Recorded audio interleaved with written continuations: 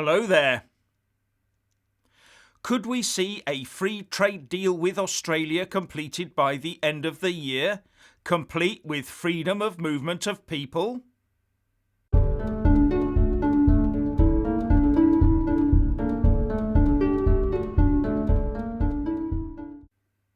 Firstly, please subscribe and like this video to give my channel a boost, and I'm always uploading new content, so please do check back daily. And a big thanks to my Patreon and PayPal supporters. Today we have a tale of two approaches to trade. From the European Union, there is talk that all negotiations must be in parallel, that we must give up our rights over our fishing waters, that we must obey their state aid rules, and that we must fall under ECJ jurisdiction. Or there can be no deal by January the 1st, we're told. While from the antipodes, we hear from one of Australia's former Prime Ministers, Tony Abbott, that a trade deal could be done and dusted by the end of this year. Now, while the UK makes it clear to the European Union that all we want is a simple trade deal, all we get in return is demands that we somehow become an EU vassal colony. And further, the French Foreign Minister, Jean-Yves Le Drian, had a bit of a pop at us this morning, saying in Paris to EU ambassadors and the German Foreign Minister Heiko Maas that negotiations are not advancing due to the intransigent and frankly unrealistic attitude of the United Kingdom. He obviously views wanting to regain total sovereignty and independence while taking back control of national borders, waters, money and laws as unrealistic, and that sticking to your principles is mere intransigence. I do have to wonder if they're aware on the other side of the channel that we had a general election in December and a complete change of government, and Theresa May went ages ago and took her Eurocentric views with her.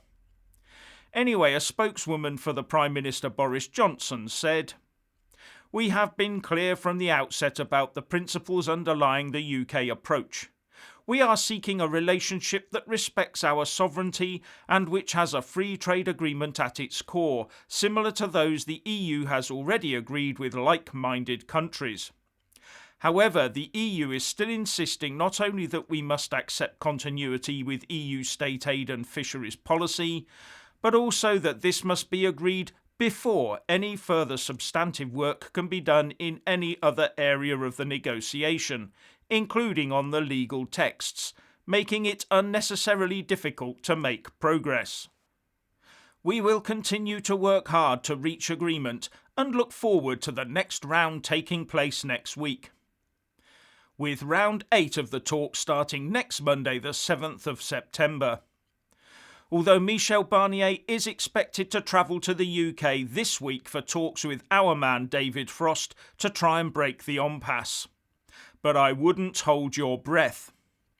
Because the sooner this painful charade of mock negotiations ends, the better, because we should be concentrating our firepower where the best returns can be found.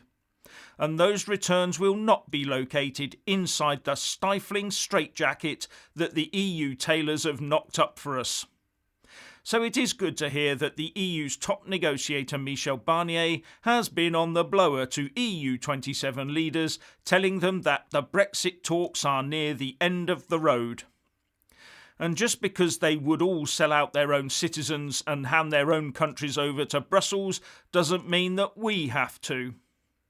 This country has a proud history of doing things its own way.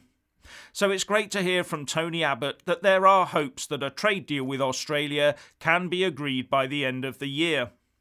And that could be helped along, if the stories are true, that Abbott may soon be joining the UK Board of Trade in some capacity. Talking to the Policy Exchange think tank, Tony Abbott said, "I am obviously a supporter of freer trade, particularly freer trade between like-minded countries with comparable standards of living. So a free trade deal between Australia and Great Britain would be, I would like to think, an absolutely unambiguous good for everyone." Couldn't disagree with that statement. especially as no one's demanding that we hand over control of our country, nor are we asking anyone else to do that for us. Now, Keir Starmer's Labour Party is not happy about there being any positive progress for the country.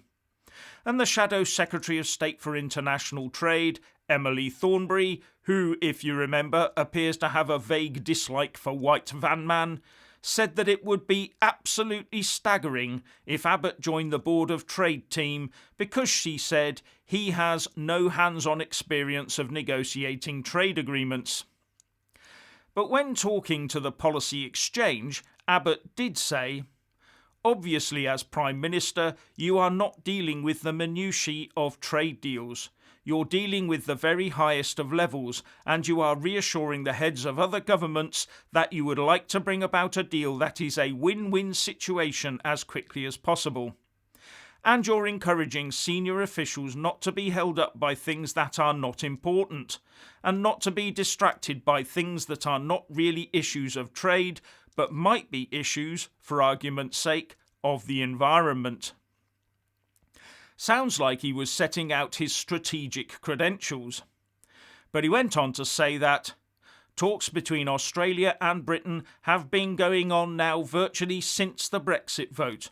Obviously, they've intensified as times have gone by.